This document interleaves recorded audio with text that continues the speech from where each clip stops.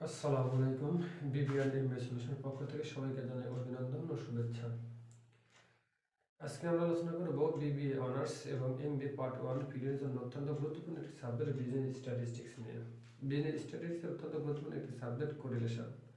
আর কোরিলেশনের আজকে আমরা আলোচনা করব সিঙ্গেল র্যাঙ্ক কোরিলেশন নিয়ে। সিঙ্গেল র্যাঙ্ক কোরিলেশন বলতে বোঝায় একক, অর্থাৎ এখানে কোনো র্যাঙ্ক রিপিট হবে না, অর্থাৎ কোনো মার্ক রিপিট হবে না বা কোনো র্যাঙ্কও রিপিট হবে না, এই জন্য একে বলা হয় সিঙ্গেল র্যাঙ্ক। তো সিঙ্গেল র্যাঙ্কের অঙ্কগুলো সমাধানের পদ্ধতি বা সমাধানের নিয়মগুলো আজকে আমরা শিখবো, বা কীভাবে সমাধান করতে হয় একটি অঙ্ক করে আমরা সেটা শিখবো।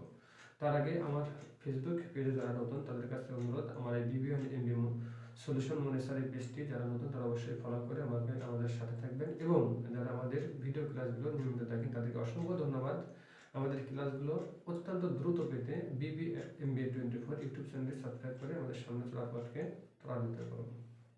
আর কথা বাড়াবো না, আমরা 2012 সালের একটি অঙ্ক তুলে রাখছি। এই অঙ্কটি দিয়ে আপনাদের র্যাঙ্ক কোরিলেশন করা শেখাবো। এটা হলো সিঙ্গেল র্যাঙ্ক কোরিলেশন। আগামী ক্লাসে আমরা আলোচনা করব রিপিট র্যাঙ্কের বিষয় নিয়ে। তো যাই হোক, আমরা এখন সিঙ্গেল র্যাঙ্কের র্যাঙ্ক কোরিলেশন নিয়ে আলোচনা করব।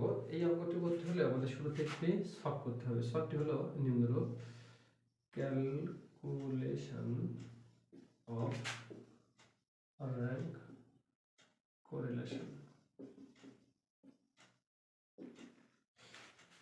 অঙ্কে কখনোই উল্লেখ থাকবে না যে এটা সিঙ্গেল র্যাঙ্ক নাকি রিপিট র্যাঙ্ক। আপনাকে অঙ্ক দেখে চিনতে হবে যে আসলে এটা কি ধরনের র্যাঙ্ক। 1 2 3 4 5 6 7 8, আমরা তাহলে শুরুতে 8টি ঘর করে নিই। 1 2 3 4 5 6 7।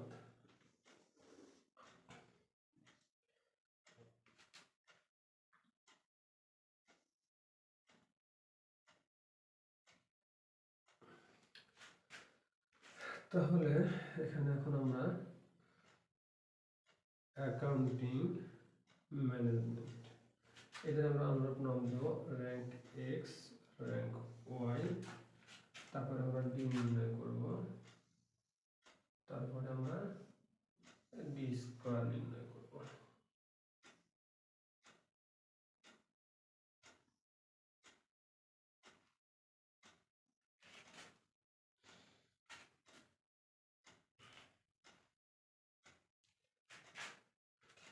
তো অ্যাকাউন্টিং, তাহলে অ্যাকাউন্টিং সমান এক্স, ম্যানেজমেন্ট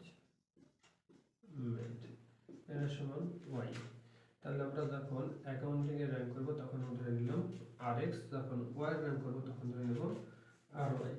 এখন আমরা ডি বের করব। ডি বের করার নিয়ম হচ্ছে আর এক্স মাইনাস আর ওয়াই, অথবা ওয়াই থেকে এক্স বাদ দিলেও কোনো সমস্যা নেই, যে কোনো থেকে বাদ দিলেই হয়। তারপর এই ডিটাকে আমরা স্কয়ার করব। এই হচ্ছে আমাদের অঙ্কের রুলস।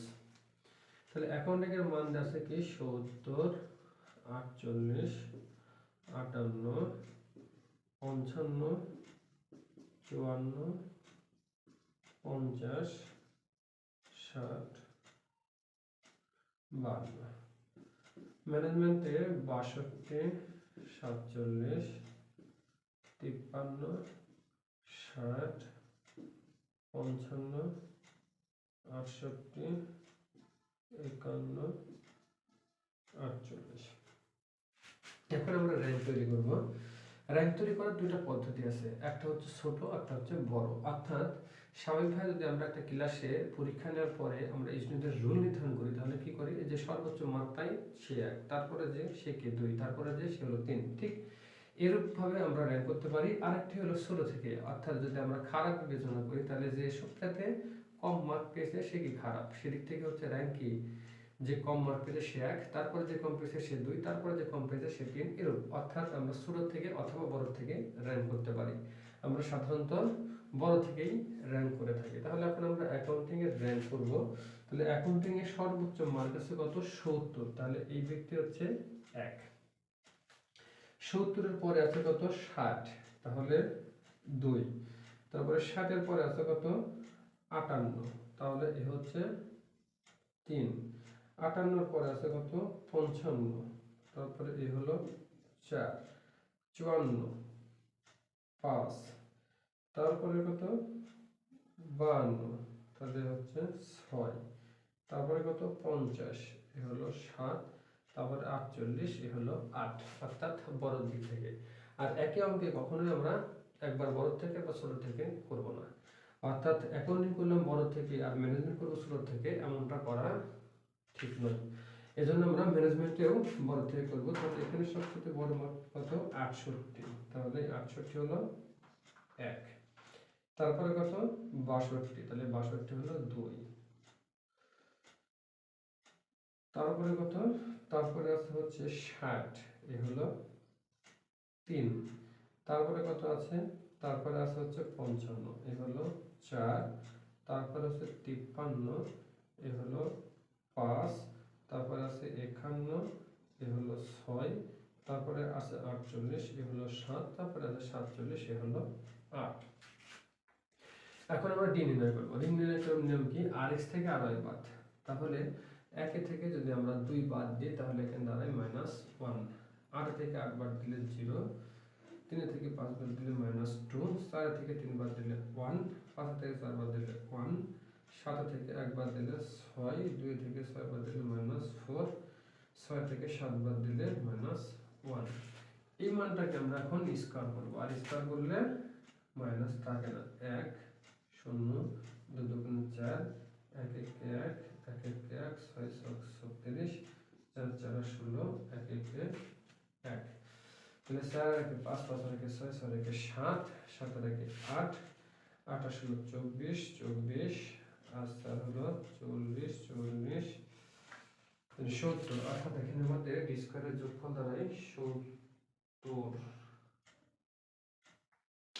কোন জায়গায় ভুল হয়েছে, 1 0 4 1 1 36 16 1, ওখানে আছে 60, তাহলে আমাদের 60ই হবে, হয়তো আমরা ভুল করে ফেলছি।